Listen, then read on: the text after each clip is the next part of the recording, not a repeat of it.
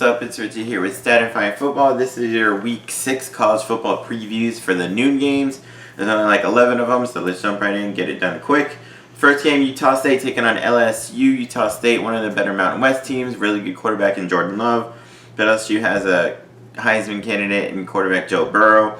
Utah State, their last win, they won 34-24 against Colorado State. Love threw for 204, 2 touchdowns and 2 picks, which is kind of actually low for him. Normally, he can put up 300 or 400 yards on a dime. He's got to, bring back those 2 picks against LSU if they want a chance for an upset. Running back Gerald Bright ran for 179. They put up 444 yards, but they did turn it over 4 times, and they really need to correct that if they want a chance against LSU. Their defense did well. They played a really good Colorado State offense and only allowed 296 yards.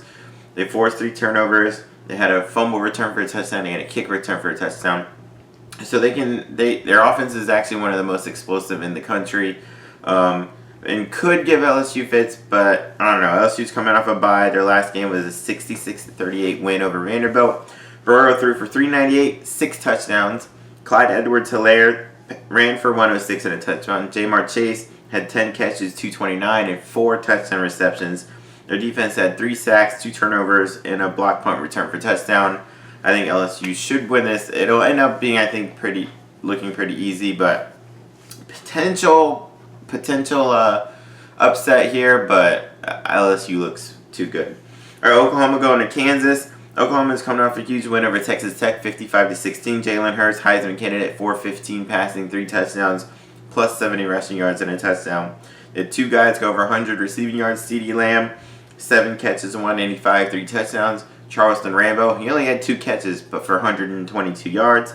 They put up 644. They did have 9 penalties, so they got to correct that. And their defense did give up 192 rushing yards. Whereas Kansas, they have Puka Williams Jr. and Khalil Herbert at running back. They have a pretty solid, running game. And if Kansas wants to pull this upset, that's what they got to get going. However, Kansas is coming off a loss to TCU where they lost 51-14. Carter Stanley was only 12 of 29 for 84 yards and a touchdown.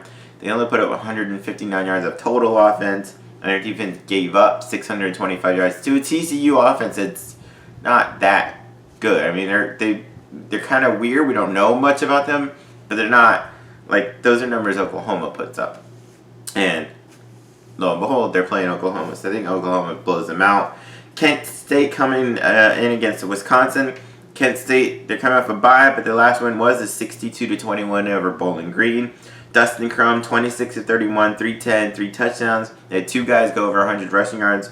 Joaquin Bangda, 114 and a touchdown. Joel Shaw, 109 and 2 touchdowns. They did run for 375 as a team. They put up 750 yards of offense, which they're not that good of an offense. And their defense was okay. I'll shout out Jamal Parker. He had 2 interceptions, but they did give up 360 yards of offense. Wisconsin's coming off a grinding win against Northwestern. Northwestern normally plays good defense, and they did in this one.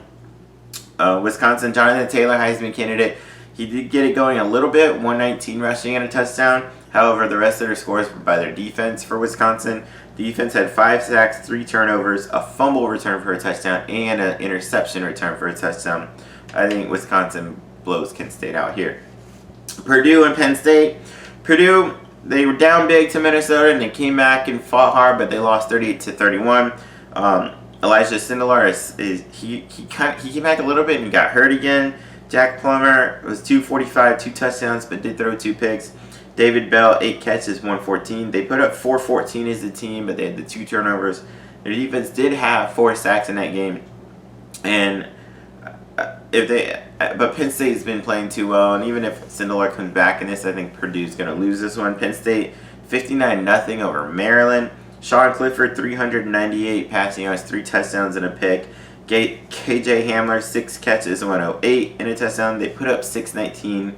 They had 4 sacks, 3 turnovers, and they only allowed 128 total yards to Maryland. And Maryland, at least the first 2 games, were putting up numbers like nobody's business on offense.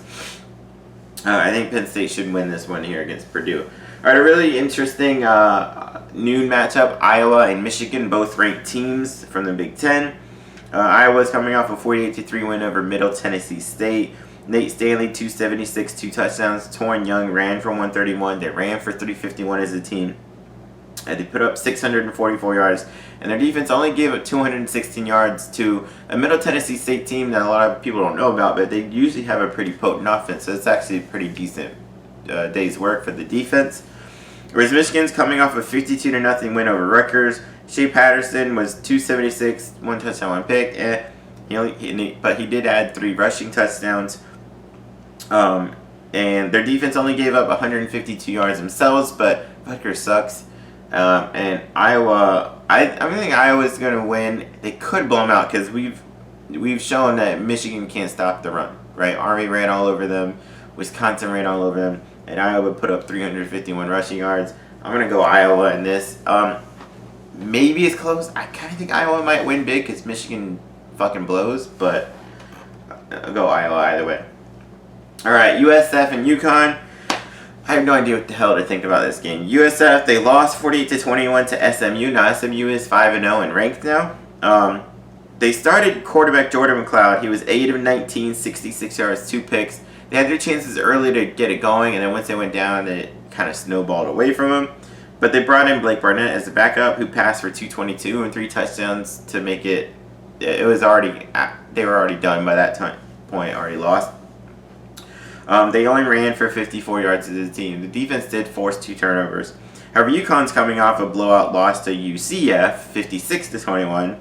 They were down 56-0, but then the quarterback Steven Krajewski against a bunch of 4th and 5th stringers for UCF ended up passing for 273 and 3 touchdowns. Running back Kevin Minthal ran for 123. They did put up 426 yards, but like I said, against mostly backups in the second quarter when the game was already done. But they turned it over 4 times.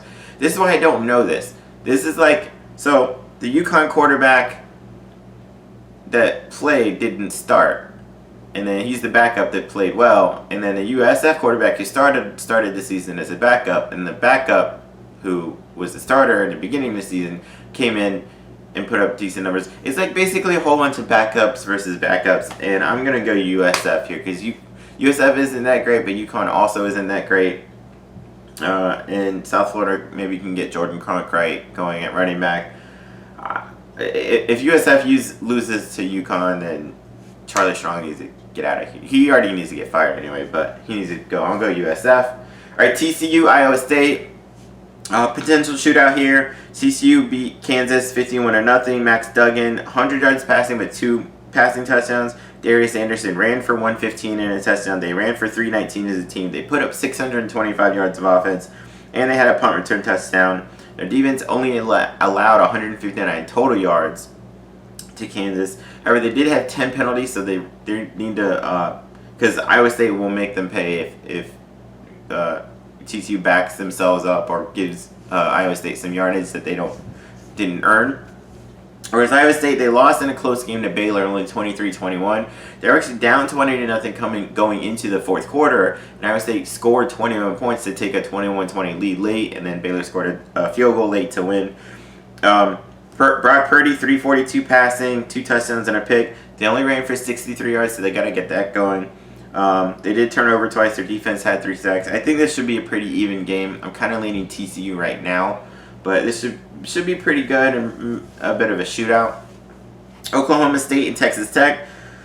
In theory, in the past, this has been a shootout. Oklahoma State's coming off a 26-13 win against Kansas State. Spencer Sanders, he wasn't great. 153 passing, 1 touchdown, 2 picks, only ran for 53. But Chuba Hubbard, the running back for Oklahoma State, ran for 296 yards in the game and a touchdown. He leads the nation in rushing with 930 yards. Think about 38 yards. Think about that. 5 games, he's almost hit 1,000 yards. He's like 300 yards better than the number 2 rusher in the entire country. Tylan Wallace, 8 catches, 145, put up 526, and offensive defense only allowed 244. Whereas Texas Tech, Alan Bowman didn't play at quarterback against Oklahoma, and he's probably going to be out for several more weeks. They lost 55-16 Oklahoma. They did run for 192 though, so maybe they can get that going, but I don't know. I'm going to go Oklahoma State in this one.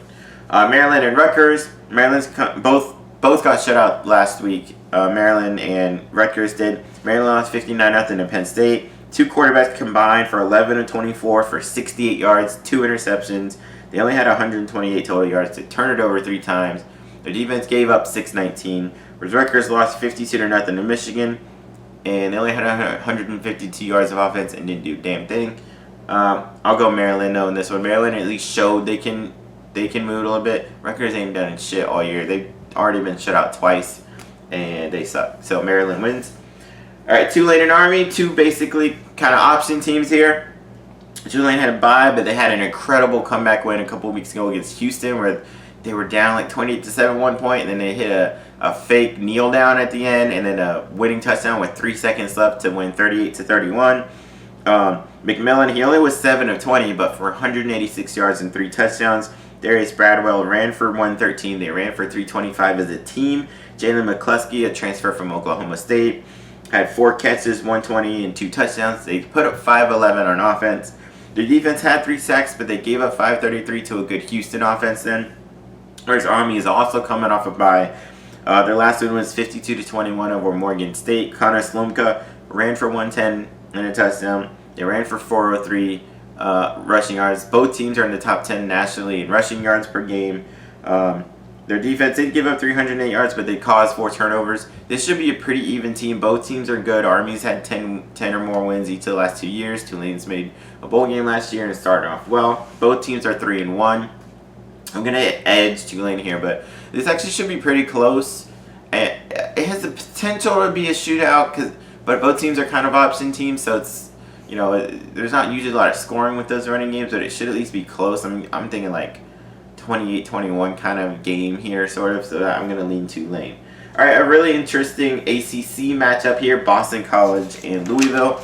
Boston College is coming off a hard-fought loss to Wake Forest, Wake Forest, by the way, is undefeated and ranked now. Boston College only lost 27-24, and it was pretty much back and forth mostly.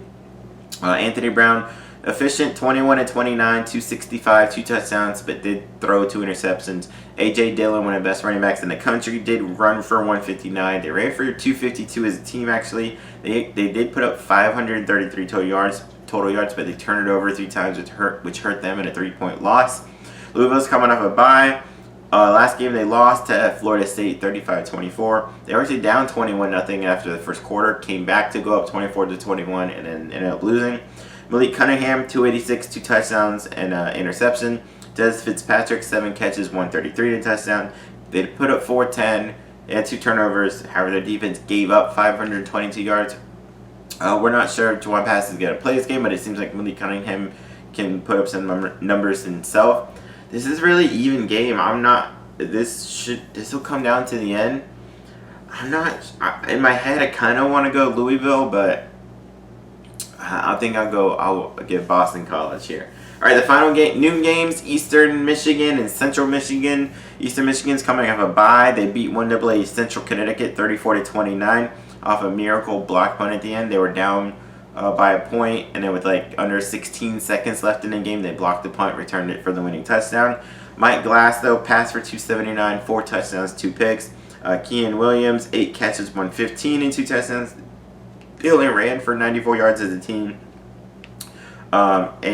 And they're facing a Central Michigan team who is better this year than they were last year. They are only 2-3, but if you watch them play, they're new coach Jim McElwain, he's getting their offense going. They did lose 31-15 to Western Michigan, but David Moore passed for 330, a touchdown, 2 picks. Jonathan Ward ran for 107. They did put up 437 yards and actually outgained Western Michigan. However, they turned it over 3 times, and that's what killed them. This should be an even game. Central Michigan looks good, man. I'm kind of leaning. I don't know. I'll go Eastern Michigan here, but this will be it'll be a pretty good game. All right, those are my noon games. Come back, check out my 331s. Like, subscribe, make comments, everything. Peace.